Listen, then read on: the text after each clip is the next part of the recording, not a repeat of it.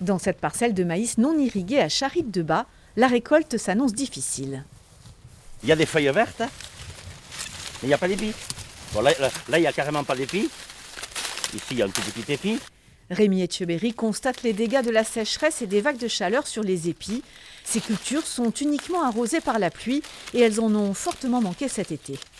Sur mon exploitation, j'ai 45 hectares de maïs non irrigué, où on va subir une perte moyenne de 50 à 60% sur tous les maïs non irrigués, dû aux gros pics de chaleur qui ont été fatals.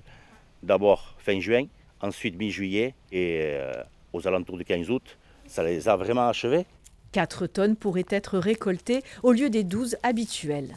Dans les parcelles où le maïs a été irrigué par des pompages autorisés dans le saison, la situation est moins préoccupante. Certaines parcelles irriguées, suite à la restriction, n'ont pu avoir que 2 tours d'irrigation et ces parcelles-là vont subir une perte de 20%.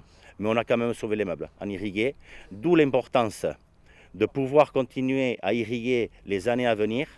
Au Pays Basque, seulement 2000 hectares de maïs sont irrigués sur les 15 000 existants. Dans ce champ de Domezin, faute de pluie, les pertes pourraient être de 70%. C'est des maïs qui sont anormalement bas, il leur fallait au moins 1,50 m de plus. Les agriculteurs pourraient constituer des dossiers d'indemnisation. J'espère qu'il y en aura parce que ça va faire très très mal. Ça va faire très très mal, d'autant plus que le peu de maïs qu'il y a ne sera pas payé cher. Les cours de maïs sont très bas pour l'instant. Du fait de la conjoncture mondiale ou autre, les agriculteurs seront dans le rouge, ça c'est certain. La récolte du maïs devrait débuter mi-septembre.